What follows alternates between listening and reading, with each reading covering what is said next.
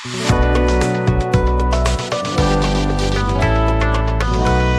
Everyone, welcome to my channel. Guys, this is Manjeet and आज के video में हम बात करने वाले हैं चरक संहिता के 5वें अध्याय मात्रा स्थिति अध्याय के बारे में।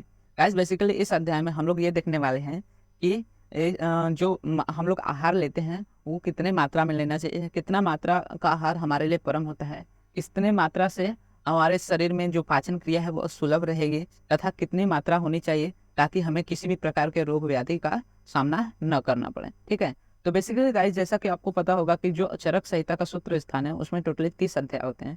तो ये 30 अध्याय को 7 चतुष्क और 2 अध्याय संग्रह में विभाजित किया गया है। ठीक है, तो जिसमें से पहले जो 4 अध्याय थे वो भेषज चतुष्क के पार्ट्स थे। ठीक है, अब जो हम 5वां अध्याय स्टार्ट करने जा रहे हैं ये स्वस्थ चतुष्क में आता है। ठीक है, तो स्वस्थ की परिभाषा बताते समय और जो आयुर्वेद का दो प्रयोजन मेन बताया गया है उसमें यह बताया गया कि स्वास्थ्य स्वास्थ्य रक्षणम और आतुरस्य विकार प्रशमनम च। तो इसमें क्या बताया गया, स्वास्थ्य से स्वास्थ्य रक्षणम आतुरस्य विकार प्रशमनम च। तो मतलब ये बताया गया है कि स्वास्थ्य की रक्षा करना और जिसको विकार हो गया है उनके रोगों के विकारों को शांत करना, यही क्या है आयुर्वेद का प्रयोजन है। तो जो हम स्वस्थ चतुष्क स्टार्ट करने जा रहे हैं इसमें हम लोग स्वास्थ्य रक्षा संबंधी विषयों का ही वर्णन देखने वाले कि कैसे हम अपने स्वास्थ्य को बनाए रख सकते हैं, किस प्रकार से हम व्याधि होने से बच सकते हैं। ठीक है, तो इन सभी चीजों के बारे में हम पढ़ने वाले हैं।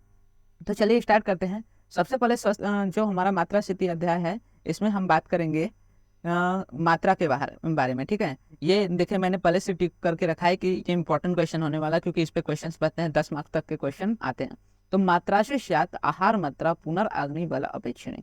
तो अब आप क्वेश्चन करेंगे कि हम कैसे निश्चय करें कि कितनी मात्रा में हमें आहार लेना चाहिए, ये कौन निर्धारित करेगा कि कितना आहार हमारे लिए सुलभ है या नहीं। तो उसके लिए बताया गया है कि जो मात्रा होता है वो पुरुष को उपयुक्त परिमाण से भोजन कराने वाला होना चाहिए। मतलब इतना भोजन करे कि जो सुलभता से पच जाए, मतलब किसी भी प्रकार से शरीर में आम की उत्पत्ति न करे।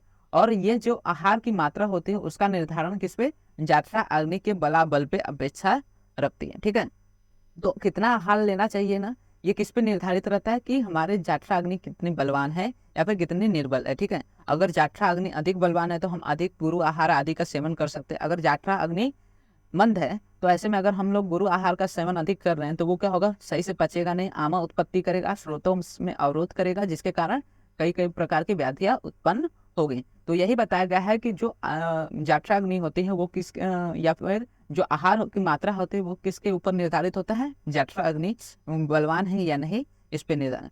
साथ ही साथ कुछ गुरु कहते हैं कि या फिर कुछ आचार्य कहते हैं कि जो गुरु होता है, गुरु पदार्थ जो होता है उसको पदार्थ के भोजन से आधी तृप्ति का होना पूर्ण भोजन समझे। अगर मान के चले कोई गुरु आहार ले रहे हैं, जैसे गेहूं हो गया, चावल हो गया, तो ये सभी क्या है गुरु आहार वाले चीज है। तो इनको क्या करना चाहिए, हमें जितना भोजन भूख लगती है या फिर तृप्ति जितने में होती है उसके आधा हमें खाना चाहिए। ठीक है, और लघु अगर आहार ले रहे हैं तो हमें उसको अपने तृप्ति से अधिक नहीं लेना चाहिए, मतलब जब पेट भर जाए तो उतना ही लेना चाहिए, उससे अधिक खाने की कोशिश नहीं करनी चाहिए। ठीक है, तो दो चीजें अभी तक बताए गए हैं कि आहार क्या होता है, आहार की मात्रा जाठरा अग्नि के बल अबल पे अपेक्षित रहती है, मतलब जाठरा अग्नि ज्यादा बलवान है कि नहीं उस पे। और दूसरा चीज ये है कि जो आहार की मात्रा होती है वो गुरु द्रव्य गुरु है या फिर लघु है उस पर भी रहती है निर्देशित। उसके बाद हम देखेंगे आहार के कौन कौन से भेद होते हैं। तो बेसिकली आहार के 6 भेद बताए गए, भोज्य, भक्ष्य, चर्व्य, लेह्य, चोष्य और पेय। ठीक है, भोज्य मतलब जो हम लोग डेली चावल दाल खाते हैं वो भोज्य में आ गए। भक्ष्य मतलब जो काट कर खाते हैं, जैसे मटन हो गया, ये सभी क्या हो गए, या फिर मतलब चबा उबा कर खाने वाला द्रव्य। लेह मतलब जिसे हम चाट कर खाते हैं। फिर चूस से मतलब जिसे चूस कर खाते हैं, जैसे गन्ना आदि हो गए। और पेय मतलब जिसे पिया जाता है। तो इस प्रकार से आहार के 6 भेद बताए जाते हैं। ठीक है, अब यहाँ पे अष्टविध आहार का भी ये मिलता है वर्णन कि तत्र खलु इस्तेमाने अष्टो आहार विधि विशेष। तो इसमें प्रकृतिकरण संयोग राशि देश काल, तो ये सभी चीजें आप क्या है क्रिया शरीर में पढ़ने वाले। क्रिया शरीर में जब आहार के बारे में आप वर्णन देखेंगे तो उसमें अष्टविध आहार का वर्णन देखने को मिलेगा। अब हम लोग ने यहाँ पे षड्विध आहार देख लिया कि भोज भक्ष्य चव्य लेह चोष्य पेय, ये क्या है षड्विध आहार हो गया। इसके बाद हम चतुर्विध आहार का देखेंगे तो चतुर्विध आहार में असिध आता है, फिर भोज्य मोदनादि आता है, पित्त और छिरादि लीढ़ और खादित आता है। ठीक है, तो आशित में क्या आते हैं, जो भी भोजन आदि आते हैं, जैसे भोजन हम लोग खाते हैं दाल चावल, तो वो सभी क्या हो गए आशित मतलब भोज्य द्वारा, जैसे पित्त में पेय रहते हैं, फिर इसमें क्षीर आदि मतलब जो दूध या जल पीते हैं वो सब पित्त में आ जाते हैं। लीढ़ मतलब जो हम लोग चाट कर खाते हैं तो उसमें मधु आदि शहद आदि आ जाते हैं। और खादित मतलब इसमें भक्ष्य आते हैं, जैसे जिसे काट कर खाते हैं, मोदक हो गया, लड्डू हो गया, तो ये सभी क्या हो गए, खादित में आ जाएंगे।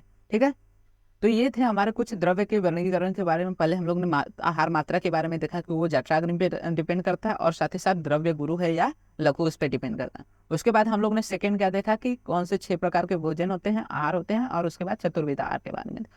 अब हम आगे बात करेंगे अन्य चीजों के बारे में, तो जिसमें से कुछ भोजन के कुछ शास्त्रीय जो विशिष्ट आदेश है कि कैसे भोजन लेना चाहिए, कि भोजन का क्या प्रकार होना चाहिए, उसके बारे में। तो उष्णम स्नियात, स्निग्धम स्नियात, मात्रावद निश्यात, जीर्ण अस्नियात, वीर्यम विरुद्धनाथ, और इष्टदेशे चस्नियात, न अति स्नियात और न अति विलंबनियात, जल वन अहसन तन्वता भुंजित, और आत्मनम अभिक्षमिष्य भुंजित सम्यक। ठीक है, तो उसमें कुछ विशिष्ट आदेश में ये बताया गया कि किस प्रकार के थोड़ा उष्ण भोजन होना चाहिए, स्निग्ध भोजन होना चाहिए, मात्रा के अनुसार होना चाहिए। एक बार अगर भोजन किया हो तो वो भोजन पच जाने के बाद हमें भोजन करना चाहिए। वीर्य के विरुद्ध नहीं होना चाहिए, इनकम्पैटिबल नहीं होना चाहिए। इष्ट देश मतलब जहाँ का भोजन हमें अच्छा हो, कंपैटिबल हो रहा है वो खाना चाहिए। उसके बाद अति विलंब से नहीं खाना चाहिए, या फिर अति जल्दी नहीं खाना चाहिए, सुबह बहुत जल्दी भी नहीं खाना चाहिए, रात को बहुत देर से भी नहीं खाना चाहिए। उसके बाद आत्मनम जो हमारे शरीर को सही रहे, इस प्रकार के भोजन का हमें सेवन करना चाहिए। उसके बाद उचित आहार मात्रा की बात कही गई है, तो ये भी सेम ही है कि इसमें क्या बोला है, जो भोक्ता होता है, जो भोजन करने वाला होता है, उसके द्वारा जो क्या हुआ विधिवत जितना भोजन प्रकृति का उपघात न करे और ठीक समय में पच जाए, उतना ही उसके लिए क्या होता है, आहार मात्रा के प्रमाण समझना चाहिए। तो इसमें यह बताया गया कि कैसे हम समझे कि हमारे आहार मात्रा कितनी है, हमें कितना भोजन लेना चाहिए। तो उसका वर्णन करते समय बताते हैं कि अगर हम भोजन कर रहे हैं, तो जो भोजन कर रहा है जब वो भोजन कर ले तो वो पहले तो षड्विध रस वाला होना चाहिए। साथ ही साथ ऐसा इतना भोजन मात्रा होना चाहिए कि क्या हो, वो आराम से पच जाए, शरीर में किसी भी प्रकार का उपद्रव उत्पन्न न करे। ऐसे भोजन की मात्रा को हमें अपना भोजन प्रमाण मानना चाहिए। ठीक है, इसके बाद हम आगे बात करेंगे मात्रा अपेक्षिक गुरु लगन। तो हम लोग ने पहले देखा कि मात्रा अपेक्षिक इसमें था जाठरा अग्नि बलाबले। अब यहाँ पे देखेंगे गुरु लघु द्रव्य की मात्रा पे कैसे निर्देशित है। तो आहार में जो हम लोग साले, षष्टिक, मूंग, लावक, कपी, अंजल, गौरैया जो है, एन हो गया, सस हो गया मतलब खरगोश, सरब हो गया, संबर हो गया, आदि जो आहार द्रव्य होते हैं वो क्या होते हैं, स्वभाव में लघु होते हैं। और जो लघु द्रव्य होते हैं वो क्या होते हैं, बहुत जल्दी ही पच जाते हैं, तो शीघ्र पचने वाले होते हैं। फिर भी इनकी मात्रा की अपेक्षा की जाती है, जैसे पिष्ट विकृत रोटी हो गया, पूरी हो गया, हलवा आदि, और इच्छु विकृति में गुड़, चीनी आदि के संयोग से निर्मित पदार्थ जो होते हैं। साथ ही साथ क्षीर विकृति मतलब दूध से जो बने पदार्थ होते हैं, तथा अनुपदेश के पशु पक्षियों के मांस, औदक मतलब जल में रहने वाले जंतुओं के मांस, ये सभी क्या होते हैं, गुरु द्रव्य वाले होते हैं। फिर भी इनके आहार मात्रा की अपेक्षा रखनी पड़ती है। मतलब जो आहार द्रव्य हम ले रहे हैं वो तो जाठरा अग्नि के बलाबल की अपेक्षा तो कर ही रही, लेकिन साथ साथ उसके अनुसार गुरु द्रव्य है या लघु द्रव्य है, इसकी अपेक्षा वो करती है। ठीक है, इसके बाद हम आगे देखेंगे कि जो आहार द्रव्य है उसका वैज्ञानिक विश्लेषण बताया गया है कि कैसा होना चाहिए हमारा आहार। ठीक है, तो लघु द्रव्य तथा गुरु द्रव्य दोनों ही क्या करते हैं, मात्रा की अपेक्षा करते हैं। क्योंकि लघु द्रव्य है तो तृप्ति के अनुसार लेना चाहिए, गुरु द्रव्य है तो उसको तृप्ति के अर्ध सहित मतलब जितना हमें तृप्ति हो उसके आधा लेना चाहिए।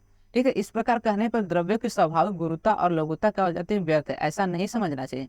क्योंकि जो क्या है, लघु द्रव्य होते हैं वो वात को बढ़ाते हैं तथा अग्निगुण प्रदान होते हैं, इसलिए क्या होते हैं, जल्दी पच जाते हैं। वही गुरु द्रव्य क्या होते हैं, पार्थिव द्रव्य और तथा जल प्रधान होते हैं, इसलिए वो थोड़ा लेट से पचते हैं।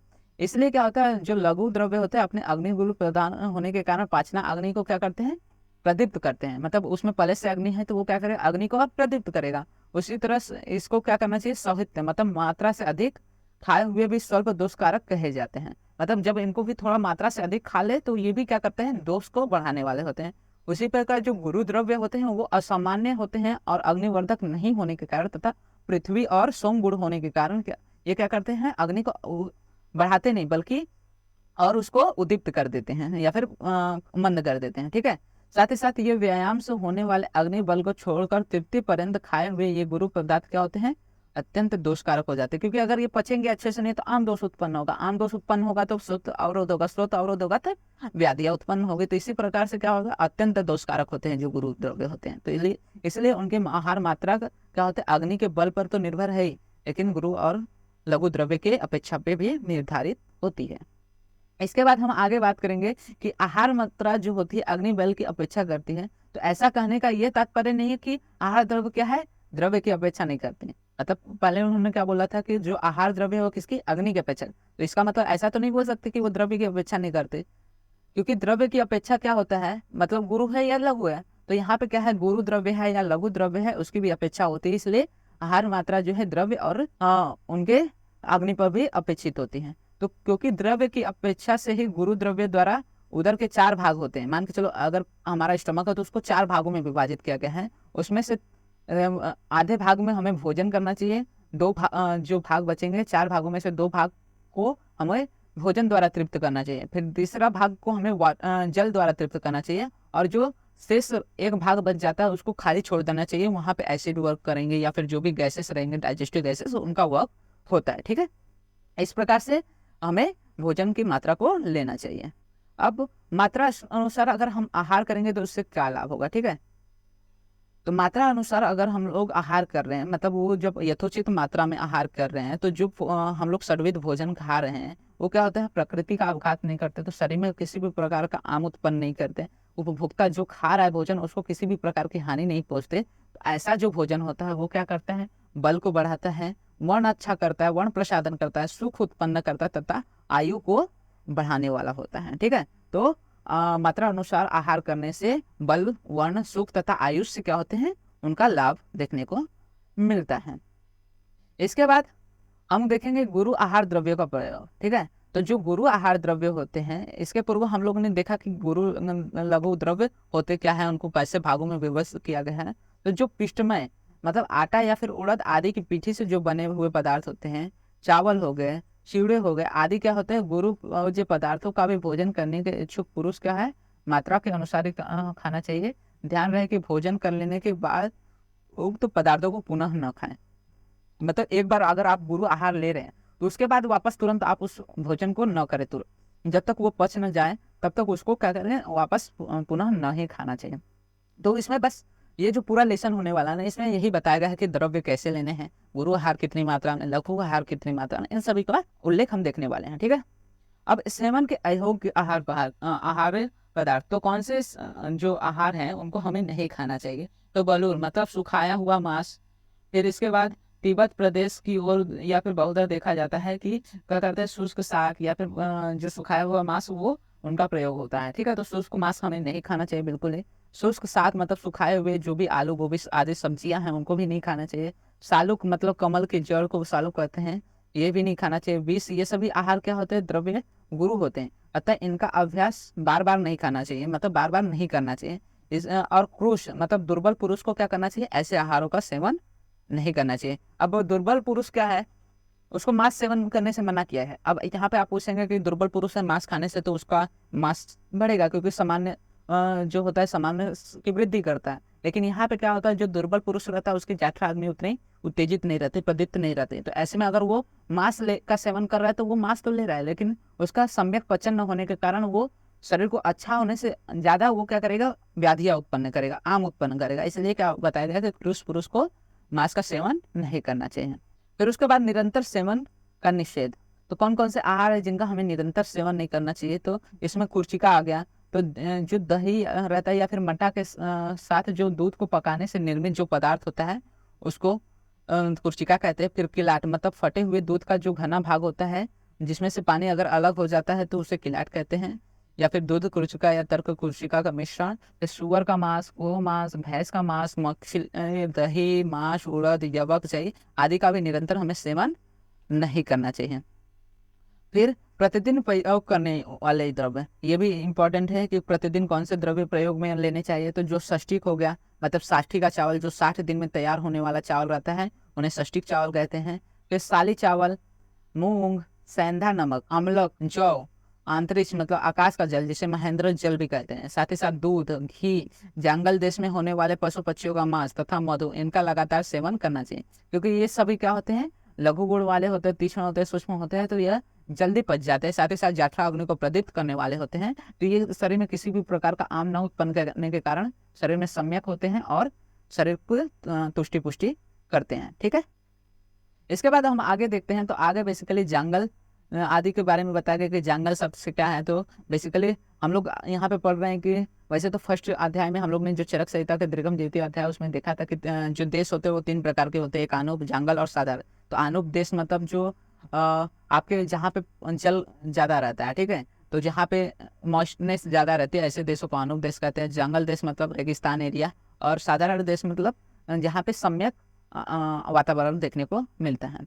इसके बाद हम संतुलित आहार का वर्णन देखेंगे। संतुलित आहार किसे कहेंगे, तो यहाँ पे जो विषयों का निष्कर्ष है, मतलब जिस पदार्थ के सेवन से क्या होता है, स्वास्थ्य की अनुवृत्ति हो तथा स्वास्थ्य बना रहे और विकार को न होने दे, उनको ही प्रतिदिन सेवन करना चाहिए, और ऐसे आहार को संतुलित आहार कहते हैं। मतलब बैलेंस डाइट क्या होता है बेसिकली कि जितना भी हम भोजन कर रहे हैं वो स्वास्थ्य को बनाए रखें, हमारे हेल्थ को बनाए रखें, साथ ही साथ किसी भी प्रकार का उपद्रव न उत्पन्न करे, ऐसे द्रव्य को हम क्या कहेंगे, संतुलित आहार कहेंगे।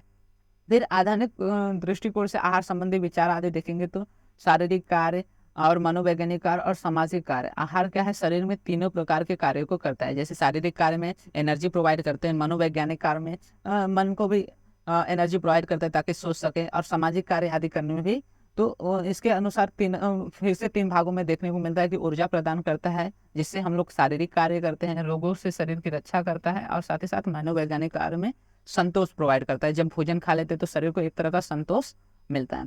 ठीक है, यहाँ पे कुछ परिभाषा शब्दावली दिया है, तो वो उतना इंपॉर्टेंट नहीं है क्योंकि इस पे क्वेश्चन नहीं बनते, लेकिन आपको देखना है तो जैसे पौष्टिक तत्व को न्यूट्रिएंट बोलते हैं, पोषण है तो न्यूट्रिशन होगा, तो ये सारी चीजें दी है। पथ्य अपथ्य मतलब डायटेटिक्स हो गया, ऊर्जा मतलब एनर्जी, कैलोरी जो होता है, 1 लीटर जल को जितने डिग्री टेम्परेचर में चेंज होने के लिए जितना टेम्परेचर है या फिर हीट लगता है या फिर उष्मा लगती है उसको कैलोरी बोलते हैं। तो ये सारी चीजें हैं। फिर प्रोटीन आदि का वर्गीकरण देखने को मिलता है, प्रोटीन आदि में बताया, तो ये सभी उतना इंपॉर्टेंट नहीं है, इस पे क्वेश्चंस बेसिकली नहीं बनते हैं। ठीक है, तो उत्तम अथवा पूर्ण प्रोटीन क्या होता है, मतलब जिससे पूरा कंप्लीट प्रोटीन का जो हमारा नीड है बॉडी का वो फुलफिल हो सके। मध्यम का होता है पार्शियल कंप्लीट प्रोटीन रहता है जो कि कुछ हद तक हमारे शरीर को प्रोटीन प्रोवाइड कर सके, और अपूर्ण मतलब जिससे हमारे पूर्ति ना हो सके। तो ऐसी चीजों को हम लोग कंसिडर करते हैं। इसके बाद हम ये जो जल, विटामिन है, खनिज पदार्थ है आदि, वो उतने इम्पोर्टेंट नहीं होने वाले हैं क्योंकि इस पे उतने क्वेश्चन देखने को नहीं मिलते। ठीक है, अब यहाँ से हम लोग आगे जो यहाँ तक तो हम लोग ने देख लिया कि आहार विधि क्या होती है ये। ठीक है, मतलब इसमें देख लिया कि आहार अगर हम ले रहे हैं तो किस प्रकार का आहार लेना चाहिए, किस प्रकार का आहार का सेवन नहीं करना चाहिए, इन सभी की चीज़ों के बारे में।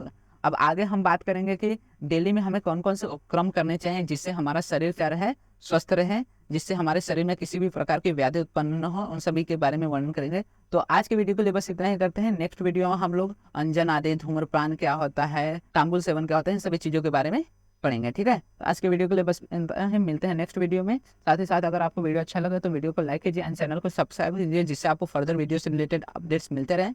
आप हमारे टेलीग्राम चैनल को भी फॉलो कर सकते हैं, वहाँ पे आपको बीएमएस से रिलेटेड सारे अपडेट्स मिल जाएंगे। उसका लिंक आपको वीडियो के डिस्क्रिप्शन में अवेलेबल हो जाएगा। एंड आप हमारे इंस्टाग्राम चैनल को भी फॉलो कर सकते हैं, वहाँ पे आपको डेली बीएमएस रिलेटेड अपडेट्स मिलते रहते हैं। साथ ही साथ जो आपको डेली लाइफ से रिलेटेड चीज़ें रहती हैं वो भी आपको प्रोवाइड हो जाती हैं।